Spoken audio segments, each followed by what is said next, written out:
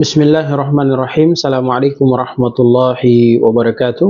Alhamdulillah ya rabbil alamin, wassalatu wassalamu ala asrafil anbiya'i wal mursalin, nabiyina wa maulana Muhammad wa ala alihi wa sahbihi ajmain, amma ba'd.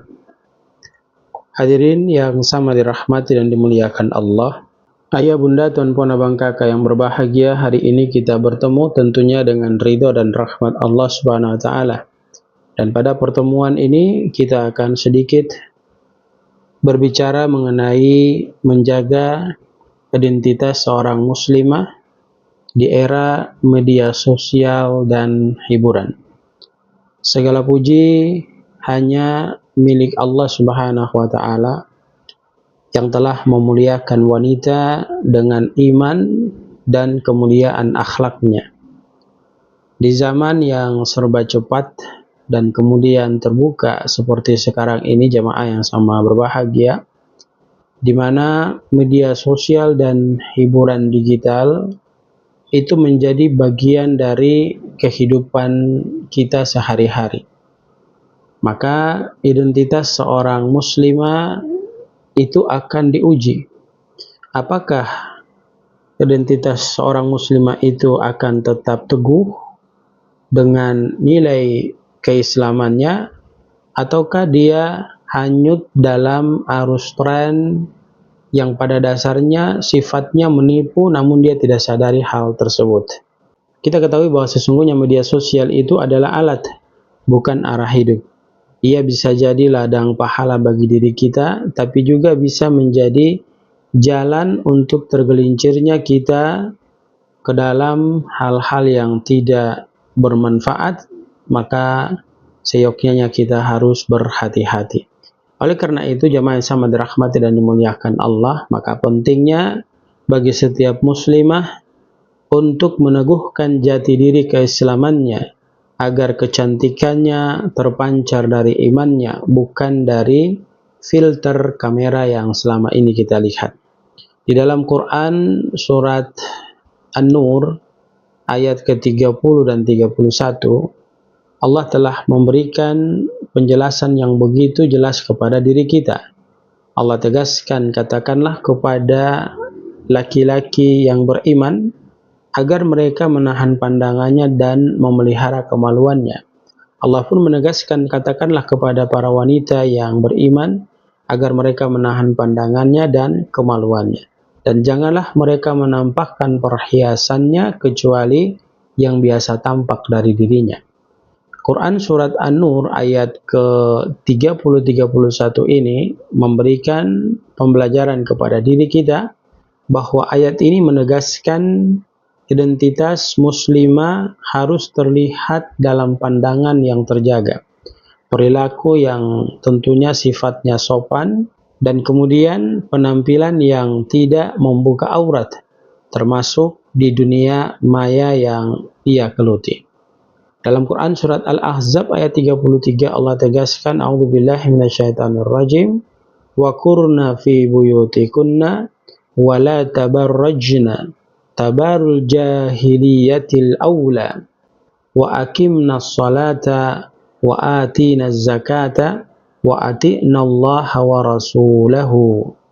Tegaskan kepada diri kita, hendaklah kamu tetap di rumahmu dan janganlah kamu berhias dan bertingkah laku seperti orang-orang jahiliyah pada masa lalu.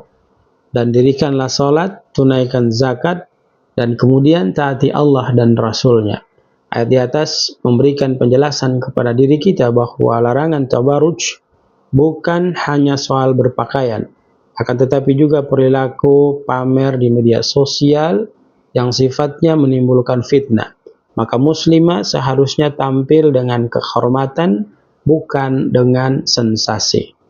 Dalam hadis riwayat Muslim, Rasulullah SAW bersabda, sinfani min ahlin nari lam arahuma wa nisa'un kasiyatun ariyatun mumilatun ma'ilatun ru'usuhunna ka'asnimatil bukhtil ma'ilah la yadkhulnal jannah wa la yajidna rihaha. Artinya, dua golongan, kata Nabi SAW, dari ahli neraka yang belum pernah Nabi lihat adalah yang pertama, wanita yang berpakaian tetapi telanjang. Dan yang kedua, bergaya dan membuat orang lain tergoda. Kepala mereka seperti punuk unta yang miring. Mereka tidak akan masuk surga dan tidak akan mencium bau surga. Hadis riwayat Muslim. Hadis ini menjadi peringatan agar kaum muslimah tidak mengikuti tren berpakaian atau bergaya yang membuka aurat atau mengundang pandangan, termasuk dalam foto-foto yang sifatnya tidak menutup aurat di media sosial. Bahkan dalam hadis riwayat Tirmizi, Rasulullah SAW bersabda, "Man tashabba biqaumin fahuwa minhum." Artinya, barang siapa menyerupai satu kaum, maka dia akan termasuk dalam kelompok mereka.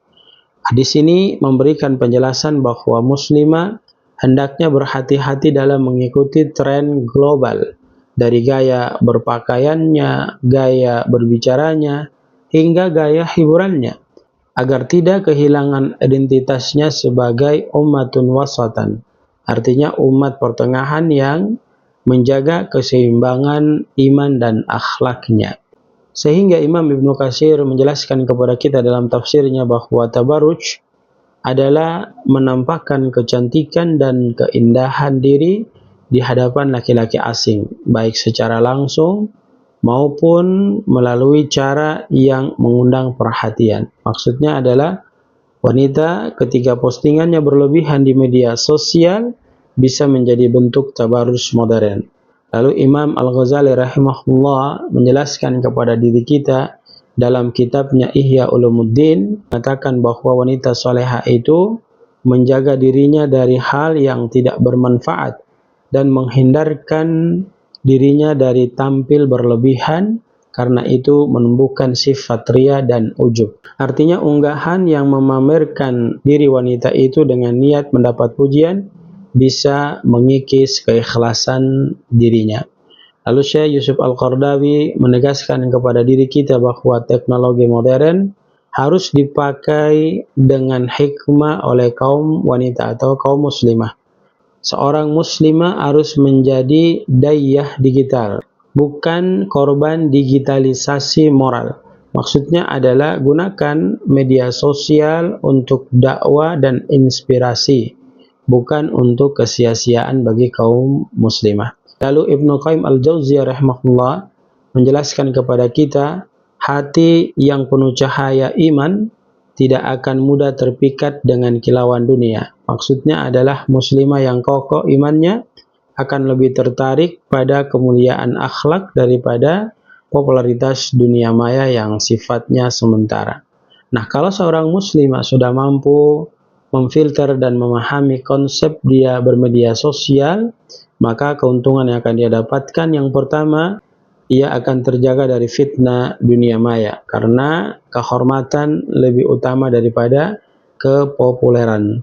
Kemudian yang kedua, ia akan dihormati dan dihargai orang lain, baik di dunia nyata maupun di dunia digital. Yang ketiga, ia menjadi teladan bagi generasi muslimah lainnya. Yang keempat, ia mendapatkan pahala karena menjaga aurat dan akhlaknya. Yang kelima, hidupnya lebih tenang tanpa perlu berlomba dalam tren dan pujian. Yang keenam, ia mendapatkan perlindungan Allah dari godaan syaitan yang menipu lewat hiburan itu. Yang ketujuh, menjadi bagian untuk dirinya dari perjuangan dakwah modern yang membawa cahaya Islam di ruang digital.